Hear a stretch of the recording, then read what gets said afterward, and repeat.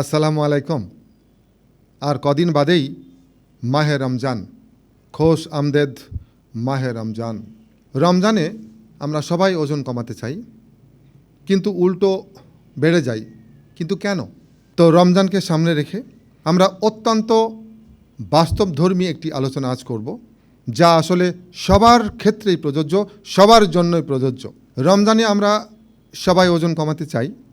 প্রথম দিকে একটু আধটু কমেও, কিন্তু শেষ পর্যন্ত দেখা যায় ওজন তো কমেইনি, উল্টো বেড়ে গেছে। তো আজকে আমরা জানার চেষ্টা করব শত চেষ্টা করার পরেও কেন আমরা রমজানে ওজন কমাতে ব্যর্থ হই। তো চলুন ধাপে ধাপে আমরা এর গভীরে ঢোকার চেষ্টা করব। আমরা সাধারণত অন্য মাসগুলোতে দিনে 3 বার খাই, কেউ কেউ অবশ্য 5 বারও খেয়ে থাকেন, 2 বার স্ন্যাক্স সহ। কিন্তু রমজানে আমরা সবাই মূলত 3 বার খেয়ে থাকি, কেউ কেউ অবশ্য 2 বার খান। সেহরিতে যখন আমরা খেতে বসি, আমাদের এক অদ্ভুত সাইকোলজি কাজ করে। সারাদিন কিছু খাওয়া হবে না, অতএব আমরা একটু বেশি করে খাওয়ার চেষ্টা করি। তো অনেকেই এমনভাবে খান, সকালে তো ক্ষুধা লাগেই না, দুপুর পর্যন্ত, এমনকি বিকেল পর্যন্ত তার ক্ষুধা লাগে না। আর ক্ষুধা না লাগার অর্থ হচ্ছে যে প্রয়োজনের অতিরিক্ত ক্যালোরি সমৃদ্ধ খাবার তিনি খেয়ে ফেলেছেন এবং এটা থেকেই তার শরীর প্রয়োজনীয় ক্যালোরি পেয়ে যাচ্ছে। আর শরীর যখন প্রতিদিনের সরবরাহকৃত খাবার থেকে প্রয়োজনীয় ক্যালোরি পেয়ে যাবে, তখন সে কখনোই আর সঞ্চিত চর্বিতে হাত দিবে না।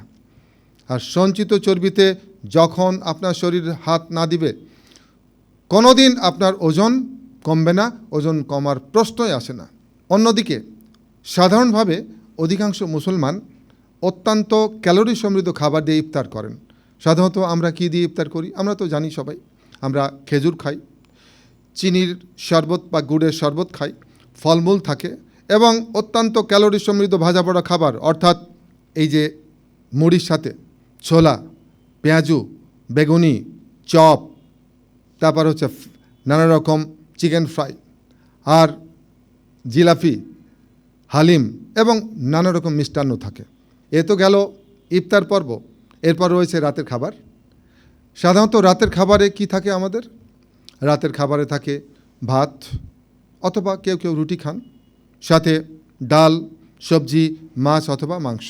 আর যদি দাওয়াত থাকে, দাওয়াত থাকলে তো আমরা মোরগ পোলাও, বিরিয়ানি, কাচ্চি, সাথে কাবাব, তারপর হচ্ছে বোরহানি, আরও কত কিছু।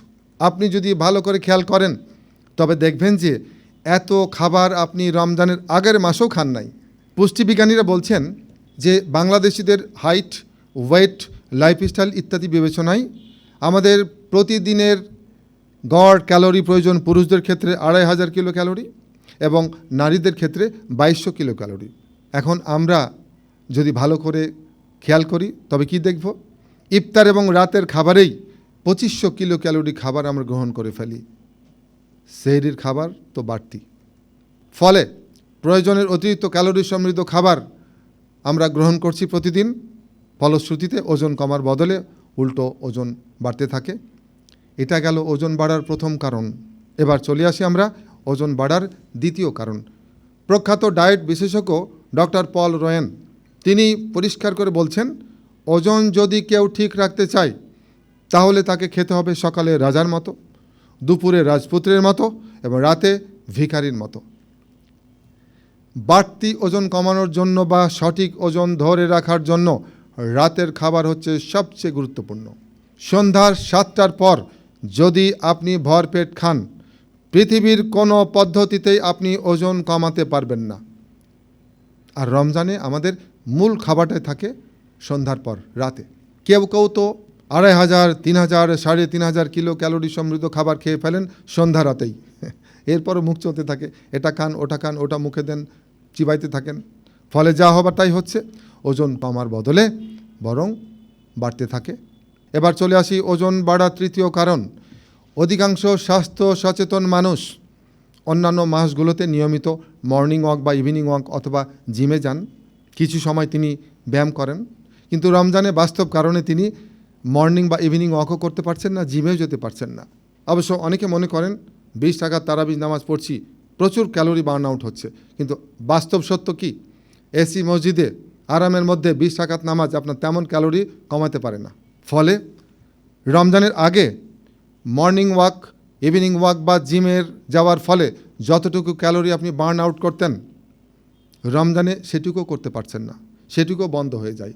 প্রধানত এই 3টি কারণে রমজানে ওজন কমাতে আমরা পারি না, এবং শুধু পারি না না, উল্টো আমাদের ওজন বেড়ে যায়। তাহলে উপায় খুব সহজ।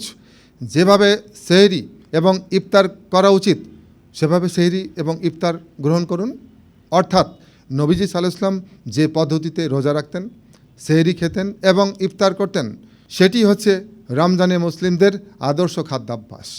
তো রমজানে নবীজির খাদ্যাভ্যাসের আলোকে বাংলাদেশের মুসলিমদের জন্য আদর্শ সেহরি ও ইফতারের মেনু এখন আমরা তুলে ধরার চেষ্টা করব। প্রথমেই চলে আসি যে সেহরিতে কি খাবেন। রোজার কষ্ট বেশি হয় কিন্তু ক্ষুধার জন্য নয়, রোজার কষ্ট বেশি হয় তৃষ্ণার জন্য। তো সারাদিন যদি আপনি তৃষ্ণার কষ্ট থেকে মুক্তি পেতে চান, তৃষ্ণার অনুভূতি কম পেতে চান, তবে সেহরিতে আমিষ জাতীয় খাবার আপনাকে অ্যাভয়েড করতে হবে। অর্থাৎ মাছ, মাংস, ডিম, দুধ, ডাল, বাদাম এগুলো অ্যাভয়েড করতে হবে। তাহলে আপনি কি খাবেন? Very simple.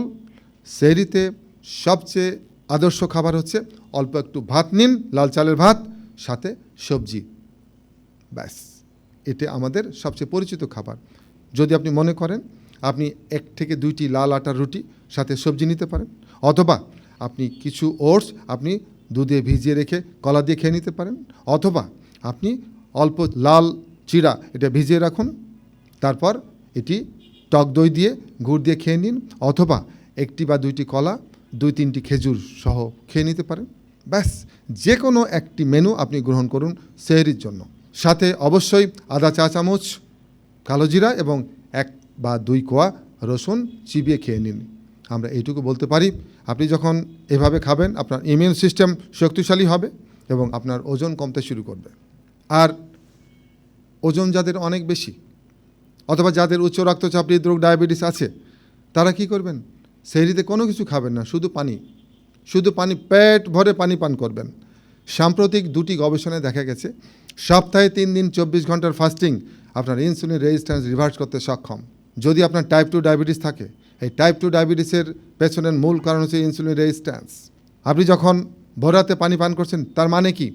আপনি 24 ঘন্টা রোজা রাখছেন, এবং এই 24 ঘন্টার পরপর 3 দিনের রোজা আপনার ইনসুলিন রেজিস্ট্যান্স রিভার্স করতে সক্ষম। আর যদি মনে করেন ওরে বাপরে বাপ, ভোররাতে শুধু পানি পান করে থাকবো কী করে, তাহলে আপনি 1 গ্লাস গ্রিন জুস খান, 1 গ্লাস গ্রিন জুস খেতে পারেন। আর যদি আপনি সাথে আরও কিছু রাখতে চান, আপনি চিয়া সিড 2 চা চামচ চিয়া সিড ভিজিয়ে রাখুন 1-1.5 ঘন্টা, তারপর খেয়ে নিন। আমরা এইটুকু বলতে পারি, এতে আপনার ওজন কমতে থাকবে এবং আপনি পুষ্টি পাবেন পুরোপুরি। এখন চলে আসি আমরা ইফতারে কি খাবেন। ইফতারে নবীজি সাল্লাল্লাহু আলাইহি ওয়াসাল্লাম যেভাবে ইফতার করতেন সেভাবে ইফতার করুন। তিনি ইফতারে 3টি খেজুর খেতেন, সাথে পর্যাপ্ত পানি।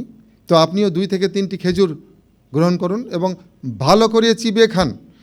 এই ভালো করে যখন আপনি খেজুর চিবিয়ে খাবেন, খেজুরের অন্যতম প্রধান উপাদান হচ্ছে সুক্রোজ। এই সুক্রোজ কিছুক্ষণের মধ্যেই গ্লুকোজ এবং ফ্রুক্টোজে রূপান্তরিত হবে এবং ক্ষুদ্রান্ত থেকে এটি রক্তে প্রবেশ করে আপনার ব্লাড সুগারকে নর্মাল করে ফেলবে, যেটা কমে গিয়েছিল রোজার ফলে আপনি দ্রুত চাঙ্গা হয়ে যাবেন।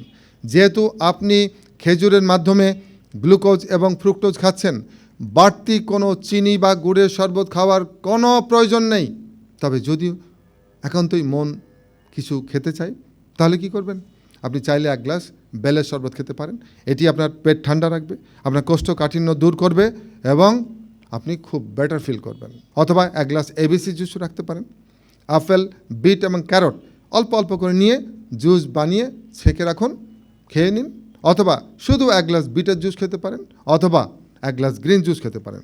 ব্যাস, হয়ে গেল ইফতার পর্ব শেষ। এবার নামাজ পড়ে ফেলুন, মাগরিবের নামাজের পর আপনি রাতের খাবার খেয়ে নিন। কি খাবেন রাতের খাবারে? কি থাকবে আপনার রাতের খাবারে? রাতের খাবারে আপনি রাখুন 1 কাপ লাল চালের ভাত, পর্যাপ্ত সবজি, সালাদ, ভর্তা, 1 টুকরো মাছ অথবা 1 টুকরো মাংস, সাথে একটু ডাল, এর সাথে একটু কাঁচা ছোলা রাখতে পারেন, একটা ডিম রাখতে পারেন, একটু টক দই রাখতে পারেন, একটু ফল রাখতে পারেন, একটু গ্যাপ দিয়ে খেলেন। ব্যাস, হয়ে গেল রাতের খাবার। আর ইফতারে এই খাবারগুলো বর্জন করুন। যত রকম ভাজা পোড়া খাবার আছে, পেঁয়াজু, বেগুনি, চপ, কাবাব, হালিম, জিলাপি, বিরিয়ানি, কাচ্চি বিরিয়ানি, পরাটা এবং গ্রিল, যত রকম ফাস্টফুড আছে, এই খাবারগুলো বর্জন করুন। এই খাবারগুলো নিঃসন্দেহে আপনার 12টা বাজাবে যদি আপনি প্রতিদিন এগুলো খান। আর কি করবেন? রমজান হচ্ছে আত্মশুদ্ধির মাস। এই রমজানে খাদ্য উৎসব থেকে দূরে থাকুন। আপনি যখন খাদ্য উৎসব থেকে দূরে থাকবেন, পরিমিত পরিমাণে খাবেন এবং যেভাবে আমরা বললাম সেভাবে যদি আপনি ইফতার করতে পারেন এবং সেহরি খেতে পারেন, আমরা এটুকু বলতে পারি যে আপনার বাড়তি যদি ওজন থাকে, ওজন কমতে শুরু করবে। এমনকি যদি আপনার হৃদরোগ, উচ্চ রক্তচাপ, ডায়াবেটিস থাকে, সেগুলোও নিয়ন্ত্রণ এবং আপনার নিরাময় হতে শুরু করবে এবং আপনি ধীরে ধীরে সুস্থ কর্মময় দীর্ঘ জীবনের দিকে এগিয়ে যাবেন। তো এই ছিল আজকের আয়োজন। সবাই ভালো থাকুন। খোদা হাফেজ। আসসালামু আলাইকুম।